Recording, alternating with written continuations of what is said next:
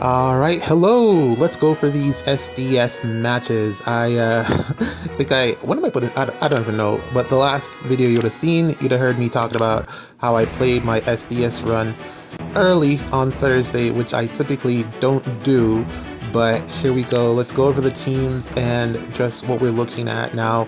This is the first team here. As you can see, the only captain skill I ran this season was Erosion because it's just too good.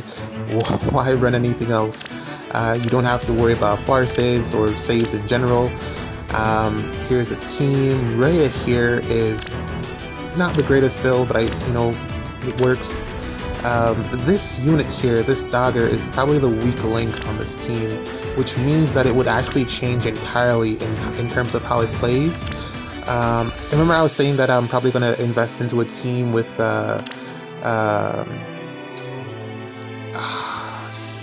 jeez, come on, Xander.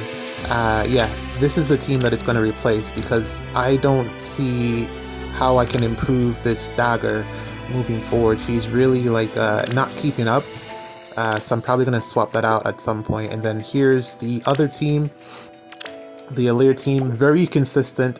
Peony plus Alir are the two units that hold this whole thing together. Yeah, Peony, the two and Peony plus Alir is a really strong combination. And then also on top of that, one of the snakes, either the blue one or the red one, either one works pretty well. Probably the blue one is better for this team competition, but I don't have a ton of debuffs here, so that's why the red one is there. And then here's Yunaka, man. She is every bit as good as everyone says that she is. She demolishes pretty much everything. And the only downside to this team is that I have no way to heal. So let's say, we get hit with an AoE, aside from healing in the weapon or, some skill, there just isn't any breath of life or anything like that. And then also, this team gets really punished by debuffs, so Micaiah is not a good matchup for this team. As you can see, the majority of the units here are blue, so I tend to try to avoid Micaiah teams as best as possible, but, you do what you can, sometimes you just can't avoid. And then here's the Micaiah team, who I think I actually have found a team combination that actually works with Erica. So that's what you're seeing here. Sakura plus Erica actually isn't the worst thing in the world, and then Micaiah on top of it to debuff the opponents so that Erica is actually able to win speed checks, at least for the first initiation when they, or if they don't have a dancer. And then Hector plus Erica is actually really fantastic because of the stone terrain and the no panic and the bulwark, so they work really, really well together.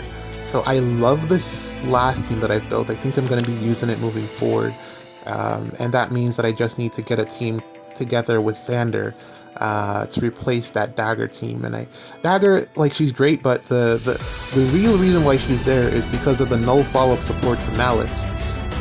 But if I take dagger out, then it means that I no longer have Pathfinder. But yeah, I don't know, man. Swapping dagger out might be the best decision for the future of that team. It might change entirely because the reason that I made that team is so that I had something for Malice, and then I kind of built around her. So the thing that Malice lacks is no follow-up and a few. It really swings matchups. Well, it's necessary for her to survive, essentially. So I kind of have to outsource that. And then dagger was kind of the main way to do that at the time, but now we have Xander who also provides that as support, so Xander feels like a perfect fit for that team. It's just, I don't know, I'm probably going to have to change the nukes on that team, because Shez, as good as she is, she really crumbles to debuffs.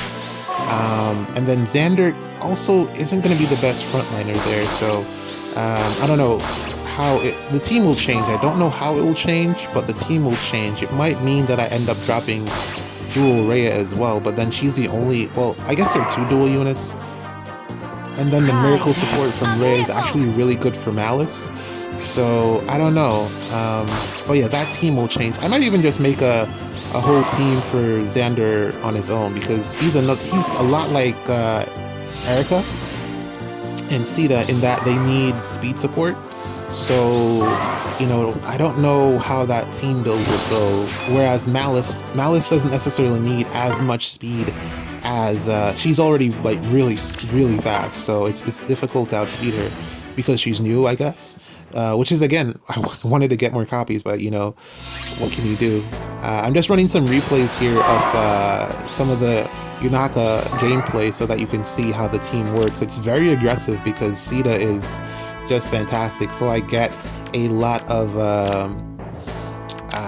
I'm not like really too worried, about her dying to melee threats a lot of the times. So I have a rather aggressive opener for this team. I don't use it all the time, but when I'm feeling confident or overconfident, I will use it every now and then. But yeah, it's a really strong team. The only problem, I couldn't find a way to get like Makaya or someone like that onto this team to cleanse penalties. But aside from that, this team cleans house, man. I swapped out Shez, who was originally on this team, for Yunaka for mobility and damage output. So I feel it's a really good combination. And then Shez also gets really hurt by penalties. So yeah, which is another reason why I was saying for the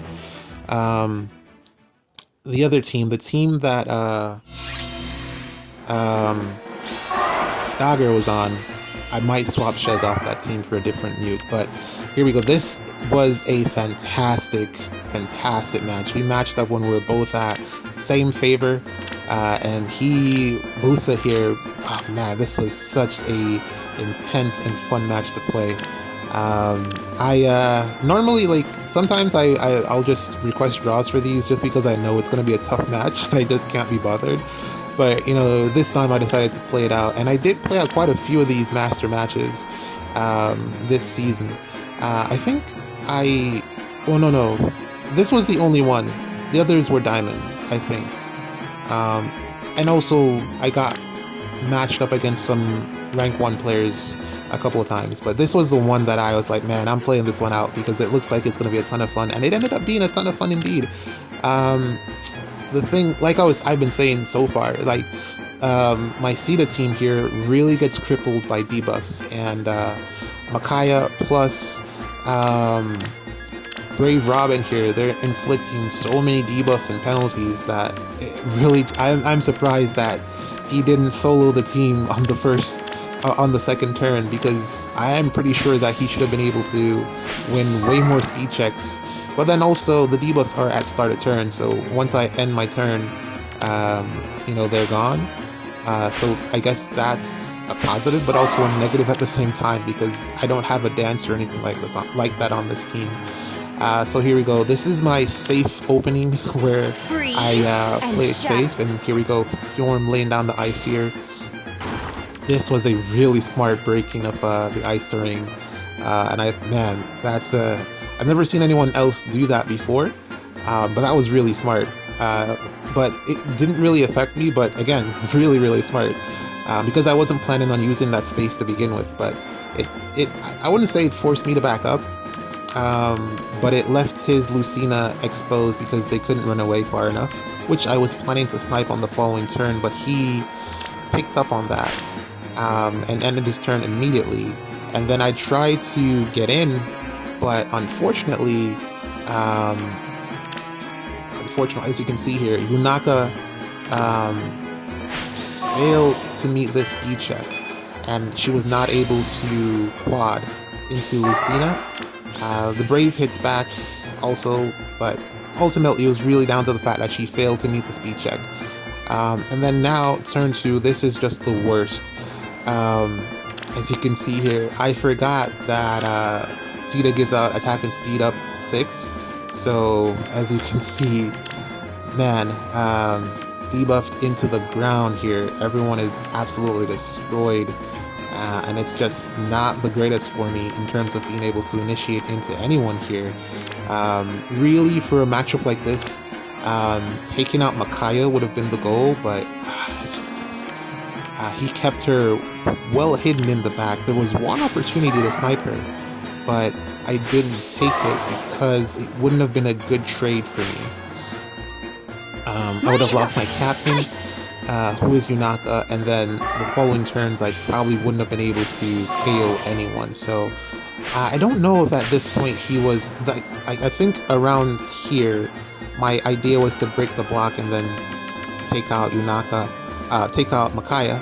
Yunaka was failing to take out Brave Robin because of the debuffs and the penalties, and then I don't know why he was unable to attack into Fjorm. I really think with the effective damage he should have been able to, but man, Ascended Fjorm is still like ultimate Pog in terms of just really, really good with the right support. I mean, Ice Drive Fjorm, she's still really, really good. But yeah, Yunaka was failing to kill anything because of the debuffs, and same can be said for all of my other units. Ultimately, I had to sacrifice my action economy here, and this was the beginning of the loss here. I had to do something to get, going. He got a captain kill, which was more points on the board. He's already way in the lead on turn 3. So I had to try to make up some ground. And yeah, Yunaka, again, just missing the kills because of the debuffs, and then he was able to solo with Ira, who, if you're unaware, is just a fantastic melee nuke. Best in the game currently at melee nuking. I'd probably say Edelgard is somewhere up there. I don't know first or second, but yeah. Plus 10, Legendary Ira.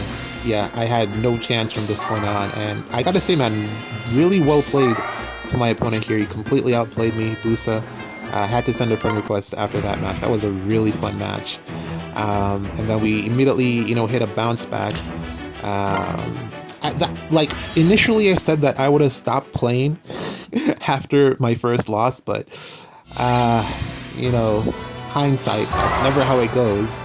When you're in the zone, when you're in the zone, and that was also my problem when I was playing FIFA competitively, Ultimate Team.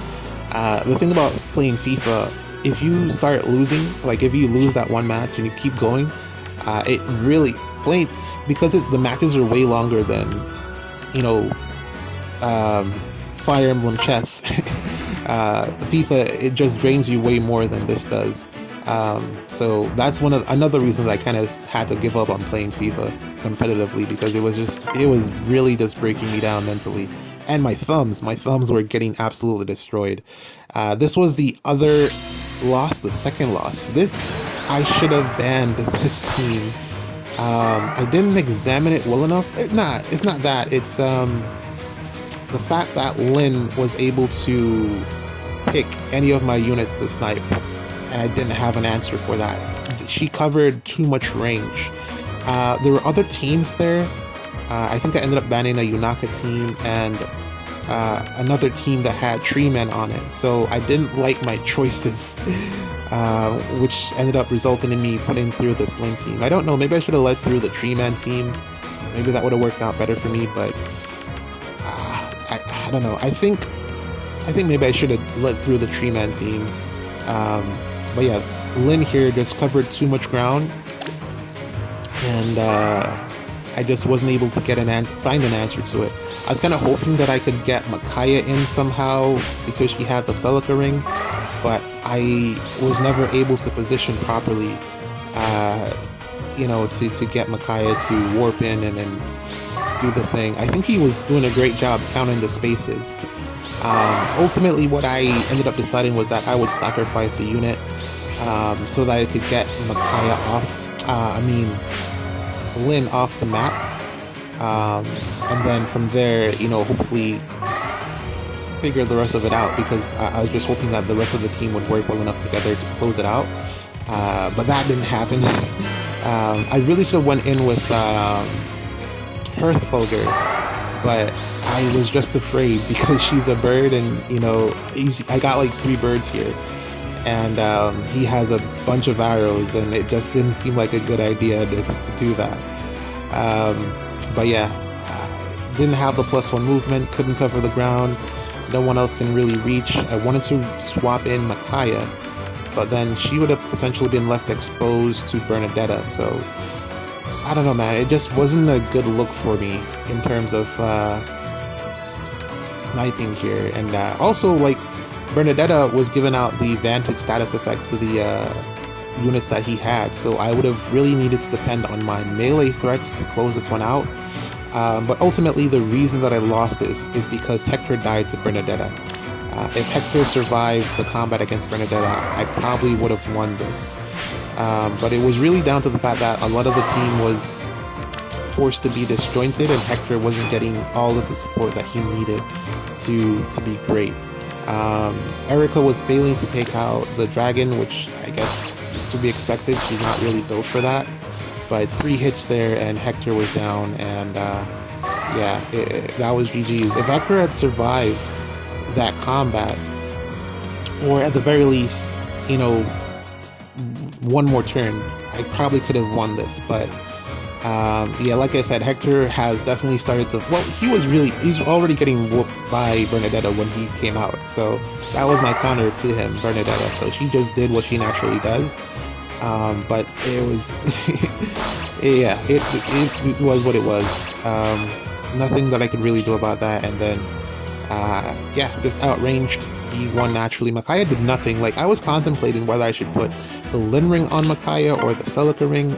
I ended up opting for the Celica ring because I figured she could warp in and then warp out with the support of Sakura, but it ended up just not happening that way, and I don't know.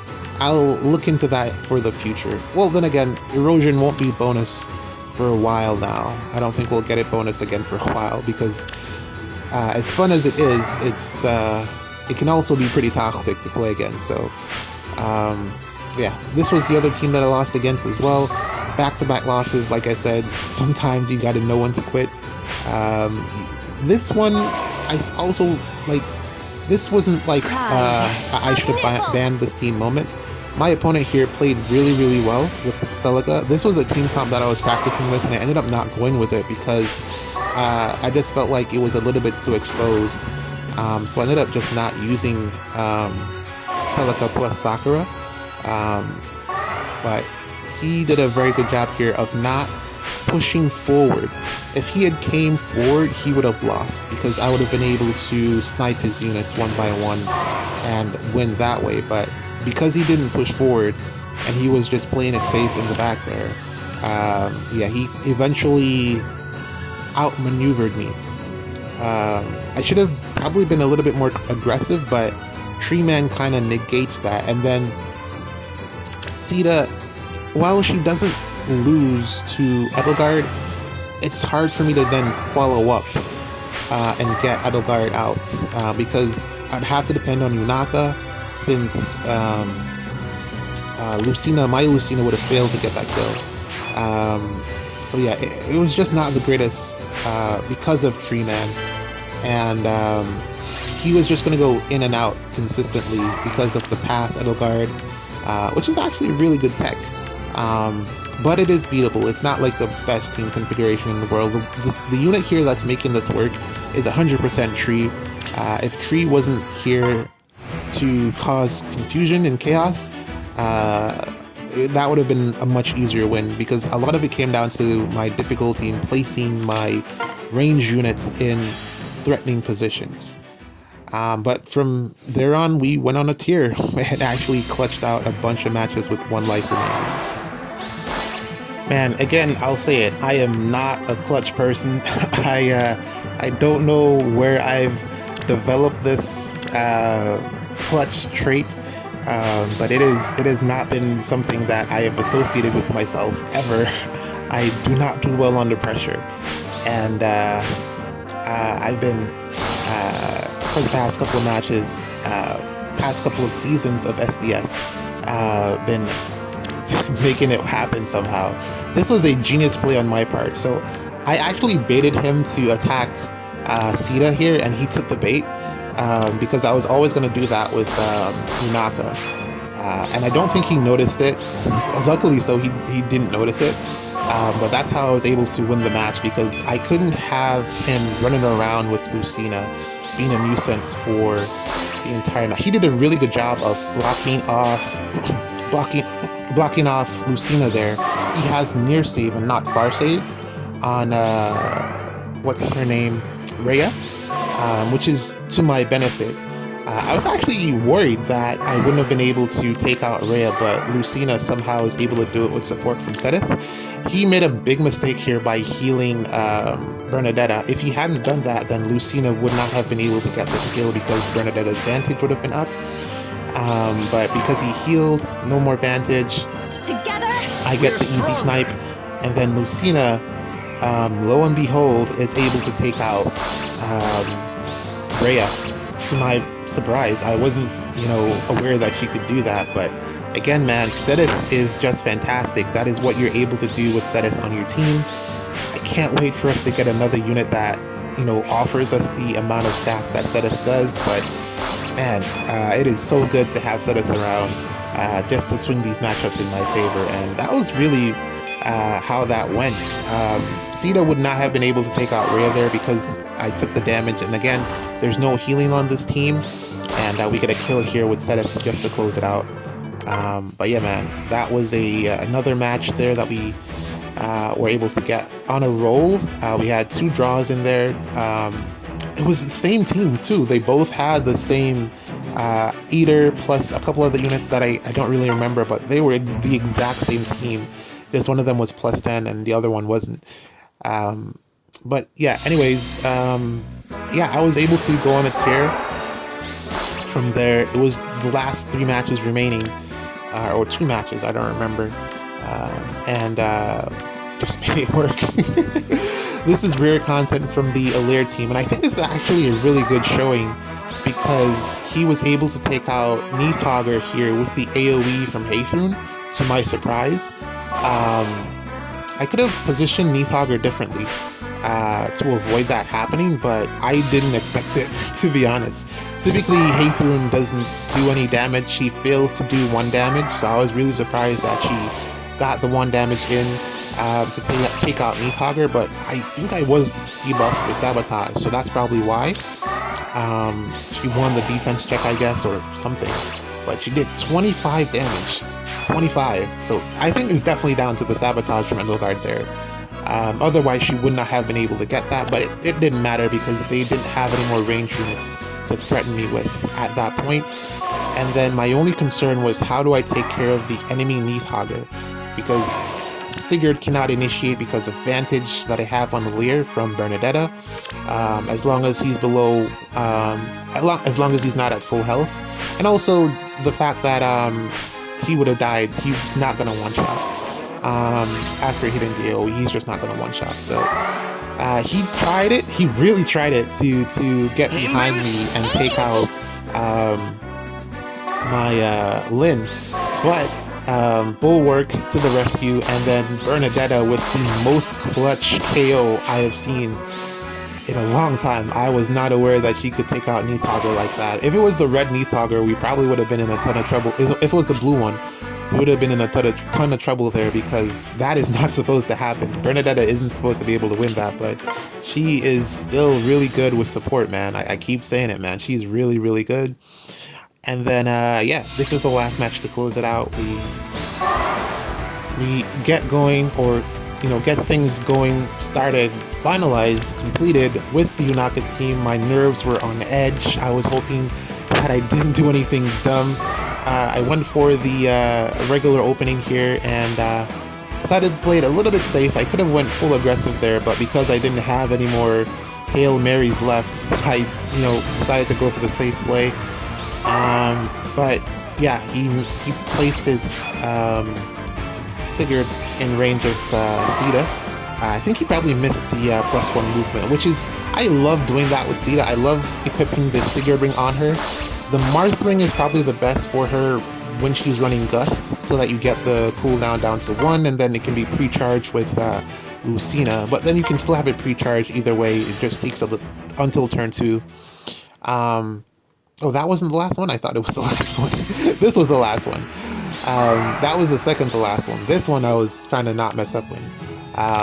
Luckily, this was near save Rhea. Still tough to beat, but still doable. But yeah, Sita still, performing a year almost a year after her release. I think she came out. When did she come out? I forget. But I think it was a year or so. She's still performing. Most units would have fallen off by now, and she's still doing very, very well. Good to see the investment work out. And then Seteth here, just doing the job, man. Seteth is still fantastic. Notice my placement of Fjorm there before initiating with Yunaka, because cancel control, I think, just Lucina here had cancel control, firm cancel control, so I didn't want to initiate in a spot that would have left Yunaka exposed to the ranged threats. So I swapped with Fjorm first, and then here we have Sita taking out Emblem Ike, which does not happen often, but when it does, gotta take those. And then from here, it's just Yunaka doing Yunaka things, man. She is just that good. You can't really do anything to stop her. And then Lucina, just reminding you that she's here as well. And that's it. GG's rank 1 secured. Last life. Yeah, man, these defeats were really good matches. I, again, should have probably banned that Lin team, but not a lot of options. And then the other two, I just got outplayed. Really, really got outplayed in those other two. I think overall, Sita again carried. That's definitely the team that I use the most. Probably because of Yunaka being in the erosion slot and not having to worry about far save. And then I want to say the Alir team was really good as well. The other two teams I'm probably going to have to go back and practice a bit more. Here's Busa, he hit rank 1. Man, that was a really fun match. Really, really good match. But yeah, I'm going to drop the... I think I'm going to drop the Dagger team. I'm going to swap it out with maybe Xander or something. I don't know. I'll figure that one out later. Interesting build on this Alir here. She's not the tankiest, so I guess it makes sense. I've been trying with her, but it just hasn't been happening, so I guess this works. Not have her try to tank things and just have her play a hit and run role. And that's it, man. This is what you see when you play your matches early. It's not even 50 people at rank 1 yet, so we'll see how maybe I'll do an update to show the full list, but for now, that's what it is. This is what you get. Nothing really crazy at this point. You've seen it all before, but man, another good season of SDS.